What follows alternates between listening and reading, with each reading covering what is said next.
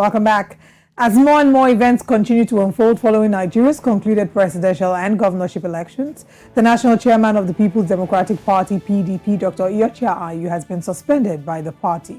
The suspension of Ayu was effected by the ward executive of the party in Boko local government area of Benue State. Now, addressing the media on Sunday, on behalf of Kashi Philip, the ward chairman, the ward secretary, Mr. Venjarina Doyum, explained that Dr. Ayu was suspended by the executive for alleged anti-party activities. Reading from a text signed by 12 out of the 17-member ward executive, the secretary stated that the decision to suspend the national chairman was reached after the leadership reviewed his conduct at the end of the just concluded general elections. Joining us this morning is Demola Olariwaju, the Special Assistant Digital Media Strategy to PDP presidential candidate Alhaji Atiku Abubakar, and the PDP member, of course he is.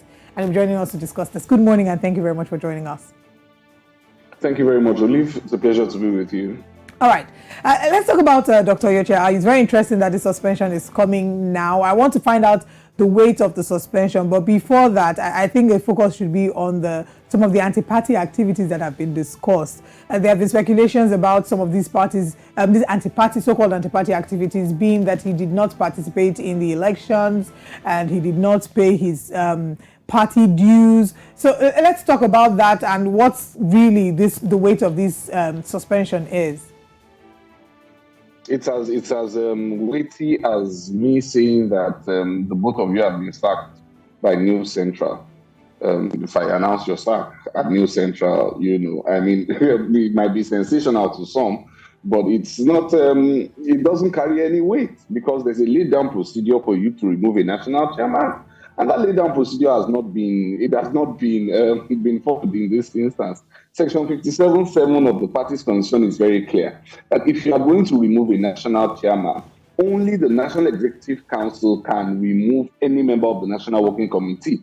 And that's not limited only to the national chairman. It's also governors, it's also deputy governors, it's also special advisors, it's also appointees of the party at different levels. Anybody who's a member of NEC. Section 57(7) makes it clear that notwithstanding anything else in this constitution, it cannot be removed at any level except by the National Executive Council. And it also reiterates it again in Section 59 of the same PDP constitution. So anyone who is claiming that the national chairman has been suspended, it's a joke. It's a joke, and it's very unfortunate where it is coming from, because those who are instigating this are the people themselves who worked against the party at various levels. We know and they know. This was their hope. This was also what they were thinking, that, they would help the PDP to die. They would work for APC in some cases. They would work for the Labour Party in some cases. And then when PDP dies, they would come back after PDP has lost elections, then take over the corpse of the party and somehow hope to resurrect it afterwards. But it's not going to happen. If the national chairman of the PDP will be removed, he will be removed only by due process. What is being done is a very illegal move. PDP chairman, national chairman, Dr. Iyorchia Ayu, remains the national chairman of the PDP, and there is no ambiguity about that. Oh, you just spoke about those who might be instigating this. I got to see a video of some wicked River State governor where he was condemning the suspension of Ayodele Fayose, Ayim Pius Ayim, and a few others, and of course stating his views concerning that suspension. So you've now also said, of course, that some of the people who worked against the party. So is Nyesom Wike one of the people that you believe might be instigating the sack of Iyorchia Ayu here? And also, there have been people who have asked, if the PDP is so upset that these people worked against the party, why is Nyesom Wike not one of those who has been suspended so far? Because again, there's due process. In the instance of Senator Pius Ayim, the member from Katsina, former Governor Ayodele Fayose, and the rest of them like that, they are not members of the National Executive Council. And so their suspension can come from the National Working Committee. Now, in the instance of Governor Samuel Otom of Benue, he was referred to disciplinary committee instead. He wasn't suspended because you cannot take any action against him unless you go through the National Executive Council. That same section 57.7 that provides that you cannot suspend the national chairman except you go to the National Executive Council is also what he has given immunity to some of these governors who are members of the National Executive Council by reason of the office that they currently hold. So that due process has to be followed. And you have to look at the allegations being brought, and the weight of it, and consider it before you then recommend what should be done. So they should. So the due process. Are you saying that the due process that will be followed might eventually or will eventually lead to some Wike being suspended or expelled from the party after due process? Because the allegations that need to be reviewed, it doesn't seem like his crimes, the allegations against him will be very different from what the hammer that, or the ones that have been accused, Iyorchia Ayu has been accused of, or Iyorchia Ayu has been accused of. So will he eventually get the same suspension or expulsion?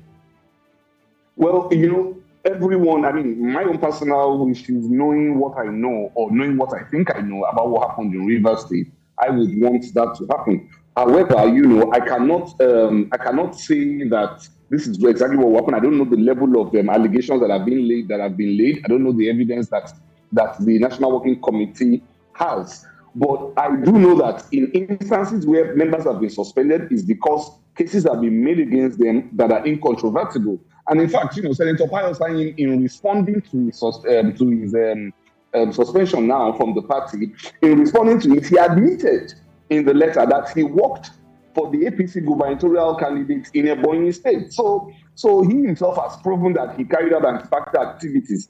So Governor Samuel Otom's case, he should go and defend himself, with the disciplinary committee. So the allegations against everybody will be made at the appropriate time, I believe, as the NWC receives it. But what they are trying to do now is that they are still carrying out anti-party activities by trying to kill the PDP for the APC to have free reign in power. That is exactly what is going on. They are hoping to kill PDP. They are still continuing their APC agenda as far as some of us are concerned. Okay, I'd like you to answer this as quickly as possible. Now, in the event that the National Executive Council and the NWC and the due process is followed as regards Iyorchia Ayu, some of the allegations we're hearing are one, that he didn't vote in both elections, presidential and gubernatorial, and that he did not pay his party fees. What is the weight of these allegations? Is it strong enough to warrant a suspension? Well, it's not. Those are tissues. Look, I spend, for instance, I'm a PDP member. I spend ward members. I assist with ward activities, but there is no specified membership dues for me to pay. Okay, but I spend more than that in trying to help the party with various things, the party agents and so on. And participating in the elections. The national chairman. And participating at the elections. Voting on the election day, this is the national chairman who was everywhere in the country, campaigning with the candidate of the party. So how would you say that that such a person did not work for the candidate? I do not know whether or not he voted on election day physically, but I know that he mobilized heavily for the candidate on election day. So I think, those are just flimsy accusations. We have on record the ROS of that movement, some of whom you have mentioned, especially the G5, the ROS of that movement, openly came out and said that they will not work for the presidential candidates of the party. And so they themselves are the enemies of the party. And I insist that they are carrying out an agenda on behalf of the APC. It was not enough for them to work for APC, to bring APC into power if the court case does not sail through. It was not only enough for them to do that, but they are still working for APC by trying to kill PDP. But I'm confident, and we are confident, that we have enough sane members in the party to resist the antics of these people. Well, I wish we had the time, but because I was going to bring in Seyi Makinde into question here, but maybe not. But I want you to as quickly as possible, address this. Iyorchia Ayu, the letter that you mentioned, spoke about his reasons for supporting the APC candidate in Ebonyi State, and he said that the PDP was going against the rotation that was already set, for Ebonyi State. But there's also something that you mentioned. I'll read from the letter. It says he thought the concern of the NWC would be how to undertake a thorough self-examination on why they performed so poorly in the elections, 2023 elections. So as quickly as possible, do you think the PDP needs a lot of introspection at this point? Well, there are three phases to election. There's the pre-election phase, there's the election phase, and there's the post-election phase. Now, the post-election phase is where we go to the tribunal and we go and make our case at the Presidential Elections Tribunal. After that process is exhausted, then we can come back and do an assessment. With all due respect to anyone, they are not the ones who will tell the party what to do, especially having admitted that they worked against the party for whatever reason as justified it might look to them. The post-election phase that we are in now is the phase of making a case at the tribunal. The petition is there. We expect that all party members will support the party in that phase. An assessment might come afterwards, but part of it is also removing quickly those who dragged us down in the pre-election phase, those who dragged us down in the election phase. We won't let them drag us down again in the post-election phase by continuing to carry out the APC agenda. So for me, those phases will come, but we are now in the post-election phase, which is the place where we engage with APC or with the Presidential Tribunal in that regard. Demola Olarawaju, thank you very much for joining us this morning. We wish you and the PDP all the best. Thank you very much, Olive. Thank you very much, Saroji.